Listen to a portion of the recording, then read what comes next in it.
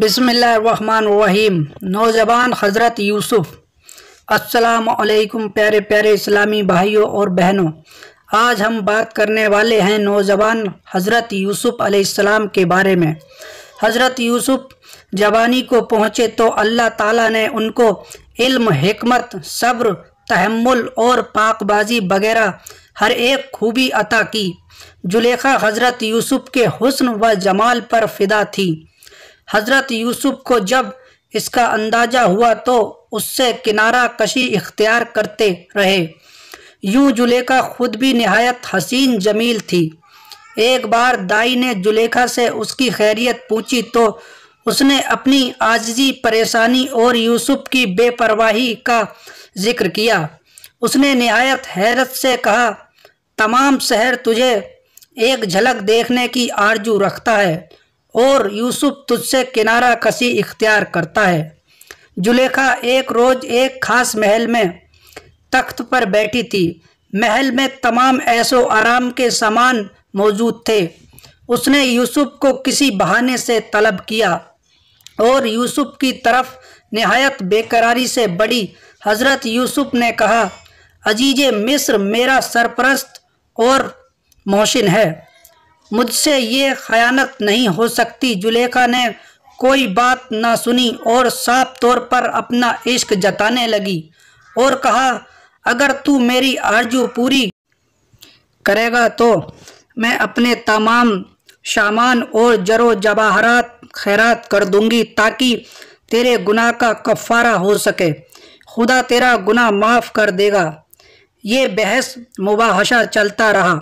जुलेखा ने तो यूसुफ का इरादा कर ही लिया था। हज़रत यूसुफ के दिल में भी जुलेखा के लिए कुछ ख्याल पैदा हुआ, लेकिन जिसकी हिफाजत खुदा करे उस पर नफ्स और शैतान का गलबा नहीं हो सकता।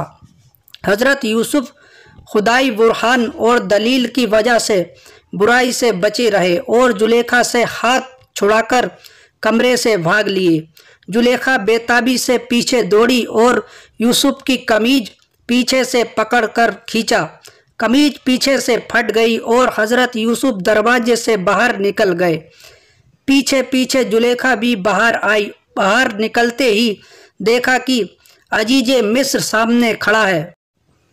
हज़रत यूसुफ तो खामोश रहे, लेकिन जुलेखा ने अपनी गलती मिटाने के लिए कहा, उस शख्स की क्या सज़ा है जो तेरे घर में बुराई का इरादा करे? ऐसे शख्स को क्या सज़ा मिलनी चाहिए? हज़रत यूसुफ ने कहा, मैं बेगुनाह हूँ, इसी ने मुझ पर डोरे डालने चाहे। इस मौके पर खुदा का ख़ास करम हुआ। एक बच्चे ने हज़रत यूसुफ की सच्चाई और पाकबाजी की गवाही दी। उस बच्चे ने कहा, अगर कमीज पीछे से फटी है तो जुलेखा झूठी और यूसुफ सच्चे हैं। अगर कमीज सामने से फटी है तो जुलेखा सच्ची और यूसुफ झूठे हैं। देखा गया तो कमीज पीछे से फटी थी। इस तरह हज़रत यूसुफ की परहेजगारी और जुलेखा का कसूर जाहिर हुआ। अजीज़े मिस्र ने हज़रत यूसुफ से कहा कि बे दरगुजार से काम लें। उसने पसंद ना किया कि लोगों में ये वाक़या मशहूर हो। अजीज़े मिस्र ने जुलेखा से कहा, तू अपने गुनाहों की माफ़ी मांग। कोशिश के बावजूद बात छिप ना सकी। सही है, इश्क और मुश्क छिपे नहीं रह सकते। मिस्र की औरतें जुलेखा को ताने देने लगीं और कहने लगीं, उसे क्या हो गया है जो अपने गुलाम से इश्क करती है, और गुलाम है कि उसे खातिर में भी नहीं लाता।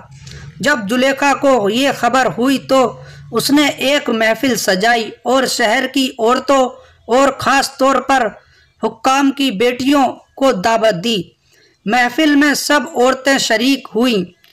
इस मौके पर जुलेखा ने किसी बहाने से हज़रत यूसुफ को बुलाया और जब औरतों की निगाह हज़रत यूसुफ पर पड़ी तो हैरान रह गईं और उनके मुंह से निकला, महाजा बशर इन हाजा इल्ला मनकुन करीम। अरे ये तो इंसान नहीं, ये तो फरिश्ता है। भला जुलेखा ने कहा, ये है इसकी मोहब्बत जिसका तुम मुझे ताना दिया करती हो।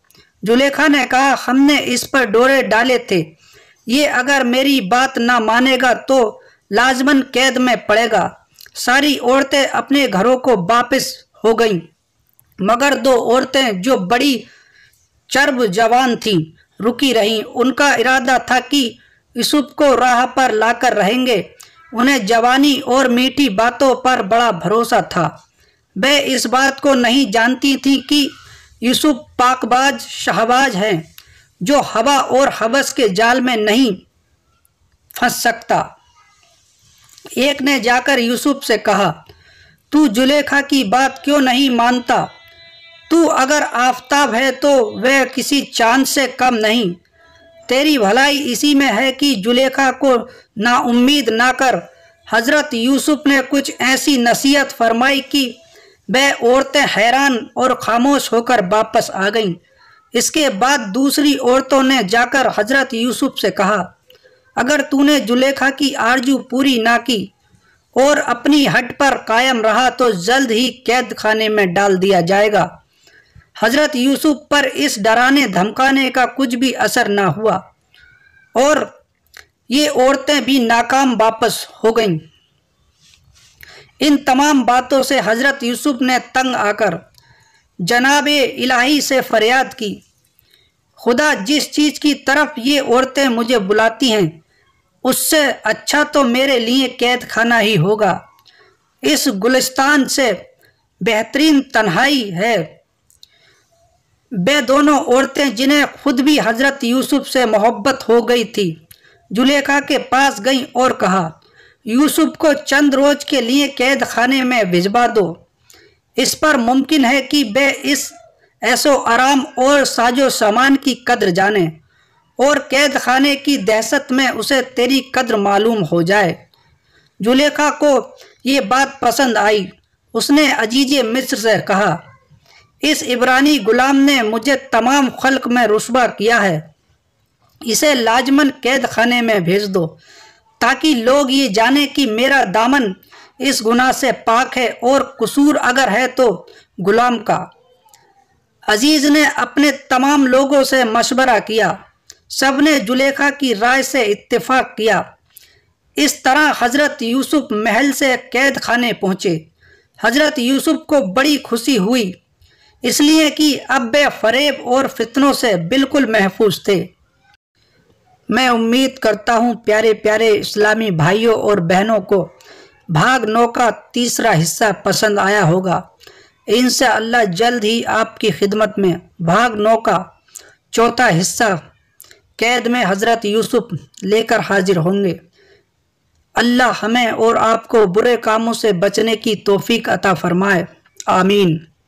خدا حافظ۔